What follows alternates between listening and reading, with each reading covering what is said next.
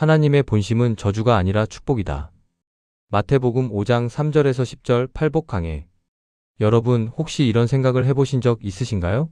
하나님은 우리를 축복하시려는 걸까? 아니면 심판하시려는 걸까? 구약을 읽다 보면 때로 하나님께서 엄격하고 무서운 분처럼 느껴질 때가 있습니다. 죄에 대한 심판, 저주, 진노. 이런 단어들이 우리를 두렵게 만들기도 하죠. 하지만 오늘 우리가 함께 살펴볼 팔복의 말씀은 명확하게 선포합니다. 하나님의 본심은, 하나님의 궁극적인 의도는 저주가 아니라 축복이라는 것으로. 30분 동안 함께 이 놀라운 진리를 발견해 가시겠습니다. 먼저 마태복음 5장의 말씀을 함께 읽어보겠습니다. 심령이 가난한 자는 복이 있나니 천국이 그들의 것이며, 애통하는 자는 복이 있나니 그들이 위로를 받을 것이며, 온유한 자는 복이 있나니 그들이 땅을 기업으로 받을 것이며, 의에 줄이고 목마른 자는 복이 있나니 그들이 배부를 것이며, 긍휼히 여기는 자는 복이 있나니 그들이 긍휼히 여김을 받을 것이며, 마음이 청결한 자는 복이 있나니 그들이 하나님을 볼 것이며, 화평하게 하는 자는 복이 있나니 그들이 하나님의 아들이라 일컬음을 받을 것이며, 의를 위하여 박해를 받은 자는 복이 있나니 천국이 그들의 것임이라. 여러분, 이 말씀을 읽으면서 무엇을 느끼셨나요? 저는 처음 이 말씀을 접했을 때 정말 놀랐습니다. 왜냐하면 예수님께서 복이 있다고 선포하신 사람들의 모습이 우리가 세상에서 생각하는 복받은 사람의 이미지와 너무나 달랐기 때문입니다. 심령이 가난한 사람이 복이 있다고요? 애통하는 사람이 복이 있다고요? 박해받는 사람이 복이 있다고요? 이것은 완전히 뒤집어진 역설적인 선언처럼 들립니다. 하지만 바로 여기에 하나님의 본심이 숨어 있습니다. 예수님께서 산상수훈을 시작하시면서 가장 먼저 하신 말씀이 바로 이 팔복입니다. 이것은 우연이 아닙니다. 예수님께서는 하나님 나라의 헌법, 하나님 나라의 가치관을 선포하시면서 가장 먼저 복에 대해 말씀하셨습니다. 여러분, 잠시 성경의 큰 그림을 함께 살펴볼까요? 성경은 창세기에서 어떻게 시작됩니까? 하나님이 그들에게 복을 주시며. 창세기 128. 하나님께서 인간을 창조하신 후 가장 먼저 하신 일이 무엇입니까? 바로 축복하신 것입니다. 생육하고 번성하여 땅에 충만하라. 이것은 명령이기 이전의 축복입니다. 그리고 성경은 요한계시록에서 어떻게 끝납니까? 다시 저주가 없으며. 요한계시록 223. 새 하늘과 새 땅에는 저주가 없습니다. 오직 축복만이 있습니다. 성경의 처음부터 끝까지, 창조에서 재창조까지 하나님의 본심은 일관되게 축복입니다. 저주는 인간의 죄로 인해 들어온 것이지 하나님의 원래 계획이 아니었습니다. 그렇다면 왜 구약에는 저주와 심판의 말씀이 그렇게 많을까요? 신명기 28장만 봐도 축복의 말씀보다 저주의 말씀이 훨씬 더 많습니다. 이것을 어떻게 이해해야 할까요? 여기서 우리는 중요한 진리를 깨달아야 합니다. 저주는 하나님의 본심이 아니라 인간이 하나님의 축복을 거부했을 때 나타나는 결과입니다. 마치 부모가 자녀에게 불을 만지면 다친다고 경고하는 것과 같습니다. 부모의 본심은 자녀가 다치기를 원하는 것이 아니라 다치지 않기를 바라는 것이죠. 하나님께서 저주를 말씀하신 이유는 우리를 저주하기 위함이 아니라 우리가 저주받는 길로 가지 않도록 경고하시기 위함입니다. 이것은 사랑하는 부모의 마음입니다. 그리고 바로 이 지점에서 예수님께서 오셨습니다. 갈라디아서 3장 13절은 이렇게 말합니다. 그리스도께서 우리를 위하여 저주를 받은 바 되사 율법의 저주에서 우리를 속량하셨으니, 예수님께서는 십자가에서 모든 저주를 대신 받으심으로써 우리에게 오직 축복만 남도록 하셨습니다. 이제 팔복의 말씀을 하나씩 살펴보면서 하나님의 축복이 얼마나 풍성한지 함께 발견해 보겠습니다. 첫 번째 복. 심령이 가난한 자는 복이 있나니 천국이 그들의 것이며. 심령이 가난하다는 것은 무엇을 의미할까요? 이것은 물질적 가난을 말하는 것이 아닙니다. 영적으로 자신이 하나님 앞에서 아무것도 아니라는 것을 아는 상태, 자기 의에 의지하지 않고 오직 하나님의 은혜만을 의지하는 태도를 말합니다. 여러분, 이것은 왜 복일까요? 세상은 우리에게 말합니다. 강해져라, 자신감을 가져라, 너 자신을 믿어라. 하지만 하나님 나라는 정반대입니다. 내가 약할 때 내가 강하다고 말씀하십니다. 심령이 가난한 사람은 자신의 힘으로는 도저히 구원받을 수 없다는 것을 압니다. 그래서 오직 하나님만 바라봅니다. 그리고 바로 그 순간 천국이 그의 것이 됩니다. 과거형이 아니라 현재형입니다. 천국이 그들의 것이다. 이것이 얼마나 놀라운 축복입니까? 우리가 우리의 부족함을 인정할 때 하나님께서는 천국 전체를 우리에게 주십니다. 이것이 하나님의 역설적인 축복의 원리입니다. 세리와 바리새인의 비유를 기억하십니까? 성전에 올라가 하나님이여 불쌍히 여기소서라고 기도한 세리는 의롭다함을 받아 집으로 돌아갔습니다. 반면 자신의 의를 자랑한 바리새인은 빈손으로 돌아갔습니다. 하나님의 축복은 우리가 무엇을 가졌느냐가 아니라 우리가 하나님을 얼마나 필요로 하느냐에 달려 있습니다. 두 번째 복. 애통하는 자는 복이 있나니 그들이 위로를 받을 것이며. 애통한다는 것, 슬퍼한다는 것이 어떻게 복이 될 수 있을까요? 이건 역시 세상의 가치관과 정반대입니다. 세상은 우리에게 말합니다. 항상 긍정적으로 생각해라, 웃어라, 행복해 보여라. 하지만 예수님께서는 애통하는 자가 복이 있다고 말씀하십니다. 왜일까요? 여기서 말하는 애통은 두 가지 의미가 있습니다. 첫째는 자신의 죄로 인한 애통입니다. 자신의 죄를 깊이 회개하며 슬퍼하는 것입니다. 둘째는 이 세상의 죄악과 고통을 보며 함께 아파하는 것입니다. 시편 51편에서 다윗은 이렇게 고백합니다. 하나님께서 구하시는 제사는 상한 심령이라 하나님이여. 상하고 통회하는 마음을 주께서 멸시하지 아니하시리이다. 여러분, 하나님께서는 우리의 상한 마음, 애통하는 마음을 멸시하지 않으십니다. 오히려 그것을 귀하게 여기십니다. 왜냐하면 애통하는 마음은 진정한 회개의 마음이기 때문입니다. 그리고 예수님께서는 약속하십니다. 그들이 위로를 받을 것이다. 미래형입니다. 지금은 애통할지라도 반드시 위로받을 날이 온다는 약속입니다. 이사야 61장 1-3절은 예수님의 사역을 예언하면서 이렇게 말합니다. 주 여호와의 영이 내게 임하셨으니 슬픈 자에게 화관을 주며 애통하는 자에게 기쁨의 기름을 주시며. 하나님께서는 우리의 애통을 위로로, 슬픔을 기쁨으로, 죄를 아름다운 관으로 바꾸십니다. 이것이 하나님의 축복입니다. 하나님은 우리를 애통 가운데 버려두시지 않습니다. 반드시 위로하시고 회복시키시고 새롭게 하십니다. 세 번째 복, 온유한 자. 온유한 자는 복이 있나니 그들이 땅을 기업으로 받을 것이미요. 온유함. 이 단어를 들으면 어떤 이미지가 떠오르시나요? 많은 사람들이 온유함을 약함이나 소극성으로 오해합니다. 하지만 성경에서 말하는 온유함은 전혀 다릅니다.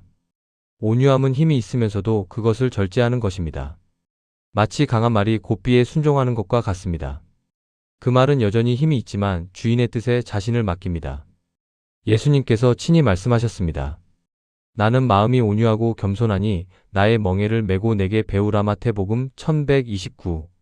예수님은 약한 분이 아니셨습니다. 폭풍을 잠잠케 하시고 죽은 자를 살리시고 귀신을 쫓아내신 권능의 주님이십니다. 그러나 십자가를 지시기까지 자신을 낮추셨습니다. 이것이 온유함입니다. 모세도 온유함이 지면의 모든 사람보다 더하더라. 민수기 123고 기록되어 있습니다. 모세는 애굽의 왕자로 자랄 수 있었던 사람입니다. 그러나 자신을 낮추고 하나님의 뜻에 순종했습니다.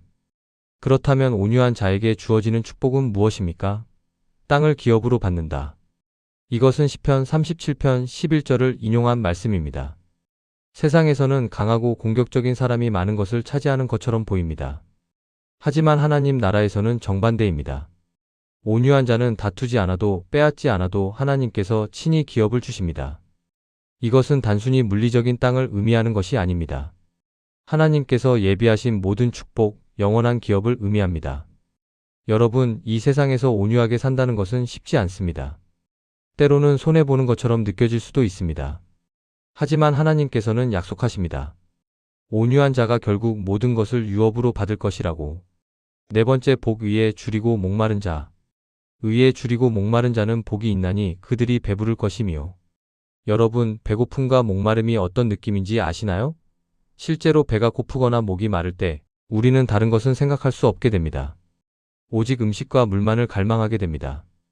예수님께서는 바로 이런 강렬한 갈망으로 의를 추구하는 사람이 복이 있다고 말씀하십니다. 의란 무엇입니까? 하나님과의 올바른 관계, 하나님의 뜻대로 사는 것, 하나님의 성품을 닮아가는 것입니다. 세상 사람들은 무엇에 줄이고 목마릅니까? 돈, 명예, 권력, 쾌락. 이런 것들에 목말라 합니다. 그리고 그것들을 얻기 위해 밤낮으로 애씁니다. 하지만 하나님의 자녀는 다릅니다. 의에 줄이고 목마릅니다. 하나님을 더 알기를 갈망합니다. 하나님의 말씀을 더 깊이 이해하기를 원합니다. 하나님의 뜻대로 살기를 소원합니다. 시편 42편 1-2절은 이렇게 노래합니다. 하나님이여 사슴이 시냇물을 찾기에 갈급함 같이 내 영혼이 주를 찾기에 갈급하니이다. 내 영혼이 하나님 곧 살아계시는 하나님을 갈망하나니. 이것이 하나님께서 원하시는 우리의 모습입니다. 형식적이고 의무적인 신앙이 아니라 하나님을 진심으로 갈망하는 신앙입니다. 그리고 예수님께서는 약속하십니다. 그들이 배부를 것이다. 하나님을 갈망하는 사람은 반드시 만족을 얻습니다. 하나님께서는 우리의 갈망을 채워주십니다. 요한복음 6장 35절에서 예수님께서는 말씀하십니다. 내가 곧 생명의 떡이니 내게 오는 자는 결코 줄이지 아니할 터이요. 나를 믿는 자는 영원히 목마르지 아니하리라. 여러분, 이것이 하나님의 축복입니다. 우리가 하나님을 갈망할 때 하나님께서는 우리를 완전히 만족시키십니다. 세상의 것들은 우리를 일시적으로만 만족시킵니다. 하지만 하나님은 우리를 영원히 만족시키십니다. 5번째 복 긍휼히 여기는 자. 긍휼히 여기는 자는 복이 있나니 그들이 긍휼히 여김을 받을 것이미요. 긍휼은 하나님의 가장 아름다운 속성 중 하나입니다.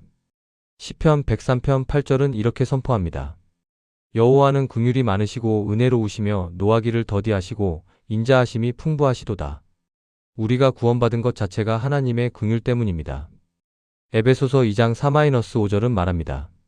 긍휼이 풍성하신 하나님이 우리를 사랑하신 그 큰 사랑을 인하여 허물로 죽은 우리를 그리스도와 함께 살리셨고 우리는 모두 하나님의 긍휼을 받은 사람들입니다. 우리가 의로워서 구원받은 것이 아닙니다. 하나님께서 긍휼히 여기셔서 구원하신 것입니다. 그렇다면 하나님의 긍휼을 받은 우리는 어떻게 살아야 할까요? 당연히 다른 사람들에게도 긍휼을 베풀어야 합니다. 이것은 선택사항이 아니라 필수입니다. 마태복음 18장에 나오는 무자비한 종의 비유를 기억하십니까? 왕에게 큰 빚을 탕감받은 종이 자기에게 작은 빚진 동료를 용서하지 않았습니다. 그 결과 그는 다시 빚을 갚아야 했습니다. 예수님께서는 이렇게 말씀하십니다. 너희가 사람의 잘못을 용서하면 너희 하늘 아버지께서도 너희 잘못을 용서하시려니와 너희가 사람의 잘못을 용서하지 아니하면 너희 아버지께서도 너희 잘못을 용서하지 아니하시리라. 마태복음 614-15. 긍휼히 여기는 것은 단순히 감정의 문제가 아닙니다. 구체적인 행동입니다. 어려운 사람을 돕는 것, 용서하는 것, 이해하는 것, 참아주는 것입니다. 야고보서 2장 13절은 이렇게 말합니다. 긍휼을 행하지 아니하는 자에게는 긍휼 없는 심판이 있으리라. 긍휼은 심판을 이기고 자랑하느니라. 하나님께서는 우리가 다른 사람에게 긍휼을 베풀 때 우리에게도 계속해서 긍휼을 베풀어 주십니다. 이것이 하나님 나라의 원리입니다. 우리가 심은 대로 거둡니다. 6번째 복 마음이 청결한 자. 마음이 청결한 자는 복이 있나니 그들이 하나님을 볼 것이미요. 마음이 청결하다는 것은 무엇을 의미할까요? 이것은 단순히 도덕적으로 깨끗하다는 의미를 넘어섭니다. 마음이 순수하고 동기가 순수하고 하나님 한 분만을 향한 온전한 헌신을 의미합니다. 시편 24편 3-4절은 이렇게 묻고 답합니다. 여호와의 산에 오를 자가 누구며 그의 거룩한 곳에 설 자가 누구인가? 곧 손이 깨끗하며 마음이 청결하며 뜻을 허탄한 데에 두지 아니하며 거짓 맹세하지 아니하는 자로다. 마음의 청결함은 외적인 행위보다 내적인 상태를 강조합니다. 바리새인들은 외적으로는 깨끗했지만 내적으로는 더러웠습니다. 예수님께서는 그들을 회칠한 무덤이라고 부르셨습니다. 하나님께서는 우리의 행위만 보시는 것이 아니라 마음을 보십니다. 사무엘상 16장 7절은 말합니다. 여호와께서 사무엘에게 이르시되 그의 용모와 키를 보지 말라. 사람은 외모를 보거니와 나 여호와는 중심을 보느니라. 그렇다면 마음이 청결한 자에게 주어지는 축복은 무엇입니까? 하나님을 본다. 이것은 무엇을 의미할까요? 첫째, 현재적 의미로는 하나님의 임재를 경험하고 하나님의 뜻을 분별하고 하나님의 역사하심을 보는 것을 의미합니다. 마음이 청결한 사람은 하나님을 더 선명하게 경험합니다. 둘째, 미래적 의미로는 천국에서 하나님을 직접 대면하는 것을 의미합니다. 요한일서 3장 2절은 말합니다. 그가 나타나시면 우리가 그의 참모습 그대로 볼 것을 이남이니. 여러분, 이것이 얼마나 큰 축복입니까? 하나님을 보는 것. 이것은 인간이 누릴 수 있는 최고의 특권입니다. 모세는 하나님의 뒷모습만 보았습니다. 이사야는 높이 들린 보좌에 앉으신 주님을 보고 화로다 나여라고 외쳤습니다. 하지만 마음이 청결한 자는 하나님을 온전히 볼 것입니다. 이것이 하나님께서 우리에게 주시는 궁극적인 축복입니다. 일곱 번째, 복 화평하게 하는 자. 화평하게 하는 자는 복이 있나니 그들이 하나님의 아들이라 일컬음을 받을 것이미요. 화평. 성경에서 사용되는 히브리어 샬롬은 단순한 평화 이상의 의미를 담고 있습니다. 완전한 안녕, 조화, 번영, 하나님과의 온전한 관계를 의미합니다.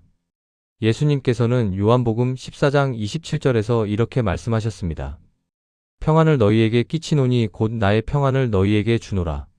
내가 너희에게 주는 것은 세상이 주는 것과 같지 아니하니라. 예수님께서 주시는 평안은 세상이 주는 평안과 다릅니다. 세상의 평안은 환경이 좋을 때만 유지됩니다. 하지만 예수님의 평안은 어떤 상황에서도 흔들리지 않습니다. 그렇다면 화평하게 하는 자는 누구입니까? 단순히 평화를 사랑하는 사람이 아니라 적극적으로 화평을 만들어가는 사람입니다. 분쟁을 중재하고 갈등을 해소하고 사람들을 하나님과 화목하게 하고 사람과 사람을 화목하게 하는 사람입니다. 고린도후서 5장 18-19절은 이렇게 말합니다. 모든 것이 하나님께로서 났으며 그가 그리스도로 말미암아 우리를 자기와 화목하게 하시고 또 우리에게 화목하게 하는 직분을 주셨으니 우리는 모두 화목하게 하는 사역자로 부름받았습니다. 하나님께서 우리를 먼저 화목하게 하셨기 때문입니다. 로마서 5장 1절은 선포합니다. 그러므로 우리가 믿음으로 의롭다 하심을 받았으니 우리 주 예수 그리스도로 말미암아 하나님과 화평을 누리자. 화평하게 하는 자에게 주어지는 축복은 무엇입니까? 하나님의 아들이라 일컬음을 받는다. 이것은 놀라운 특권입니다. 예수님께서는 평화의 왕으로 오셨습니다. 이사야 9장 6절은 예언합니다. 그의 이름은 평강의 왕이라 할 것임이라. 예수님께서는 십자가에서 하나님과 인간 사이의 평화를 이루셨습니다. 화평하게 하는 사람은 예수님의 사역을 이어가는 사람입니다. 그래서 하나님의 아들이라 불립니다. 그들은 아버지 하나님의 성품을 닮았기 때문입니다. 여덟 번째, 복, 의를 위하여 박해받는 자. 의를 위하여 박해를 받은 자는 복이 있나니 천국이 그들의 것임이라. 팔복의 마지막 복은 가장 강렬합니다. 박해받는 것이 어떻게 복이 될 수 있을까요? 여러분, 예수님께서는 이어지는 11-12절에서 더 구체적으로 말씀하십니다. 나로 말미암아 너희를 욕하고 박해하고 거짓으로 너희를 거슬러 모든 악한 말을 할 때에는 너희에게 복이 있나니 기뻐하고 즐거워하라. 하늘에서 너희의 상이 큼이라. 의를 위한 박해, 예수님을 위한 박해는 복입니다. 왜일까요? 첫째, 그것은 우리가 진정한 그리스도인이라는 증거이기 때문입니다. 요한복음 15장 19절에서 예수님께서는 말씀하셨습니다. 너희가 세상에 속하였으면 세상이 자기의 것을 사랑할 것이나 너희는 세상에 속한 자가 아니요 도리어 내가 너희를 세상에서 택하였기 때문에 세상이 너희를 미워하느니라. 둘째, 그것은 우리를 예수님과 같게 만들기 때문입니다. 베드로전서 2장 21절은 말합니다. 이를 위하여 너희가 부르심을 받았으니 그리스도도 너희를 위하여 고난을 받으사 너희에게 본을 끼쳐. 셋째, 그것은 하늘에 큰 상이 예비되어 있기 때문입니다. 현재의 고난은 잠시뿐이지만 미래의 영광은 영원합니다. 로마서 8장 18절은 이렇게 선포합니다. 생각하건대 현재의 고난은 장차 우리에게 나타날 영광과 비교할 수 없도다. 초대교회 성도들은 박해 가운데서도 기뻐했습니다. 사도행전 5장 41절은 기록합니다. 사도들은 그 이름을 위하여 능욕받는 일에 합당한 자로 여기심을 기뻐하면서 공의 앞을 떠나니라. 여러분, 이것이 하나님 나라의 역설입니다. 세상은 고난을 피하라고 말하지만 하나님 나라는 때로 고난을 통해 더 큰 축복이 온다고 말합니다. 그리고 주목하십시오. 첫 번째 복과 마지막 복의 약속이 같습니다. 천국이 그들의 것이다. 이것은 우연이 아닙니다. 심령이 가난한 자도 의를 위해 박해받는 자도 모두 천국을 소유합니다. 팔복의 통합적 이해. 이제 우리가 살펴본 8가지 복을 종합적으로 정리해 보겠습니다. 여러분, 이 8가지 복은 서로 분리된 것이 아니라 연결되어 있습니다. 마치 한 사람의 성숙한 신앙의 여러 측면을 보여주는 것과 같습니다. 심령이 가난한 사람은 자신의 죄를 보고 애통합니다. 애통하는 사람은 자신을 낮추고 온유해집니다. 온유한 사람은 의를 갈망합니다. 의를 갈망하는 사람은 다른 사람에게 긍휼을 베풉니다. 긍휼을 베푸는 사람은 마음이 청결해집니다. 마음이 청결한 사람은 화평을 만듭니다. 화평을 만드는 사람은 때로 박해를 받습니다. 이 모든 과정은 우리를 그리스도를 닮은 사람으로 만들어갑니다. 팔복은 단순히 8가지 별개의 축복이 아니라 그리스도인의 성숙한 성품을 묘사하는 것입니다. 그리고 각 복에는 현재의 상태와 미래의 약속이 함께 나타납니다. 복이 있나니는 현재형이고 그 다음에 오는 약속들은 미래형입니다. 이것은 무엇을 의미할까요? 하나님의 축복은 이미 시작되었지만 아직 완성되지 않았다는 것입니다. 우리는 지금 천국을 소유하고 있지만 동시에 천국의 완전한 실현을 기다립니다. 우리는 지금 위로받고 있지만 완전한 위로는 장차 올 것입니다. 이것을 신학적으로 이미 그러나 아직 already but not yet이라고 부릅니다. 하나님의 나라는 이미 왔지만 아직 완전히 오지 않았습니다. 이것이 우리에게 무엇을 의미할까요? 우리는 현재의 축복을 누리면서도 더 큰 미래의 축복을 소망하며 살아가야 한다는 것입니다. 빌립보서 3장 12-14절에서 바울은 이렇게 고백합니다. 내가 이미 얻었다 함도 아니요 오직 한 일 즉 뒤에 있는 것은 잊어버리고 앞에 있는 것을 잡으려고 표대를 향하여 그리스도 예수 안에서 하나님이 위에서 부르신 부름의 상을 위하여 달려가노라. 저주에서 축복으로. 이제 우리는 처음 질문으로 돌아갑니다. 하나님의 본심은 저주입니까? 축복입니까? 성경 전체를 통해 우리는 명확한 답을 발견합니다. 하나님의 본심은 축복입니다. 시청자님을 축복합니다. 공감이 가시면 구독과 좋아요를 부탁드립니다. 감사합니다.